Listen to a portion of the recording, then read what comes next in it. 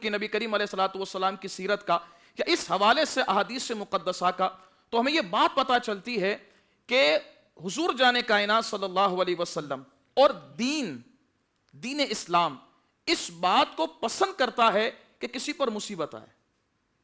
جس پر مصیبت آئے گی وہ کون ہوگا؟ فرمان سنے، بڑا خوبصورت فرمان حضور جان کائنات صلی اللہ علیہ وسلم کا.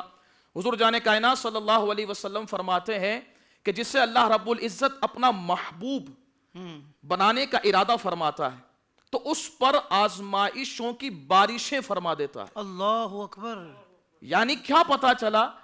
جس پر آزمائش آتی ہے نا وہ مایوس نہ ہو، گھبرائے نہیں. اس سے اللہ رب العزت نے اپنا محبوب بنایا ہے تبھی اس پر آزمائش آئی ہے. اللہ اکبر کبیرہ. تو کتنی خوبصورت بات یہاں پر ہے. سبحان. اور پھر اگر حضور جان کائنات صلی اللہ علیہ وسلم کی سیرت مطالعہ کا مطالعہ کریں تو یہاں پر ایک بات آتی ہے روایتوں کے اندر کہ حضور جان کائنات صلی اللہ علیہ وسلم ایک مرتبہ صحابہ کرام علیہم رضوان کے مجمع میں ارشاد فرما رہے تھے کہ جسے اللہ رب العزت نے بیماری عطا فرمائی وہ مرض اس پر آتا ہے اور جب وہ مرض جاتا ہے تو اس سے گناہوں کو لے کر جاتا ہے.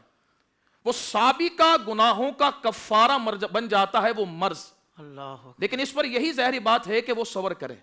یہاں بے صبری کرے گا تو وہ جو بیماری تھی وہ بھی رہ گئی اور جو گناہ تھے وہ بھی رہ گئے، بلکہ ناشکری کا گناہ بھی اور بڑھ سکتا ہے. اللہ اکبر. تو یہاں پر اس بات کا خیال رکھنا چاہیے کہ اگر اللہ رب العزت کی طرف سے کوئی بیماری آئے تو وہاں بندہ بے صبری کرے گا تو اس سے بیماری تو جانی ہے نہیں، صبر کرے گا تو اللہ کا انعام ضرور مل جائے گا. اللہ سبحان. اچھا پھر حضور فرماتے ہیں کہ یہ ہے بندہ مومن کے لیے.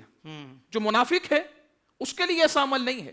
اسے تو بیماری آتی ہے تو مثل اونٹ کی طرح ہوتی ہے کہ جس طرح اس کے پاؤں میں رسی باندھی جائے اور رسی کھول دی جائے تو جس طرح اونٹ کو پتا نہیں ہوتا کہ رسی باندھی کیوں گئی تھی اور کھولی کیوں گئی تھی، فرمایا اس طرح منافق کو بھی پتا نہیں ہوتا کہ اسے بیماری دی کیوں گئی تھی اور لی کیوں گئی ہے.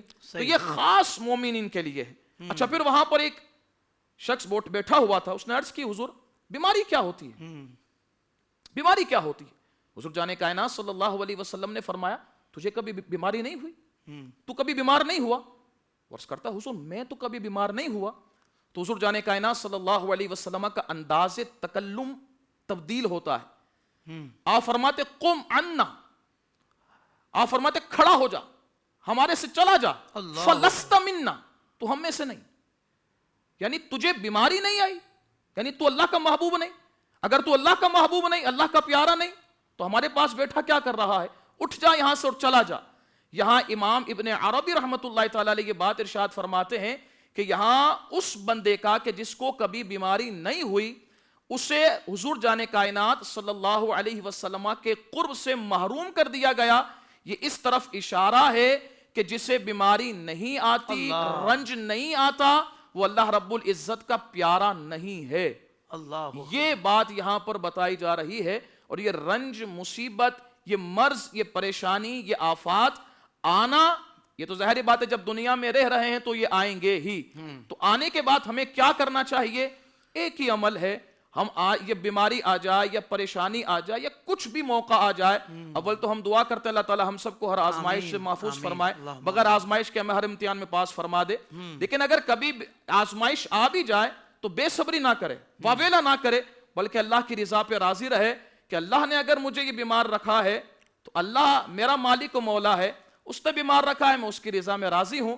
جب بندہ اس کی رضا میں راضی ہوگا تو اللہ رب العزت اس سے اتنا عطا فرمائے گا، اتنا عطا فرمائے گا کہ دنیا بھی خوش ہوگی. اور دنیا تو چلو نہ ملے تو نہ ملے کوئی مسئلہ نہیں، لیکن جب قبر میں جائے گا تو راحت ملے گی. میدان معاشر میں آئے گا تو انشاءاللہ حضور کے صدقے جنت مل جائے گی. جے سونا میرے دکھ وچ راضی، میں سکھ نو چلے پاواں. واہ واہ. ہائے ہائے کیا بات ہے.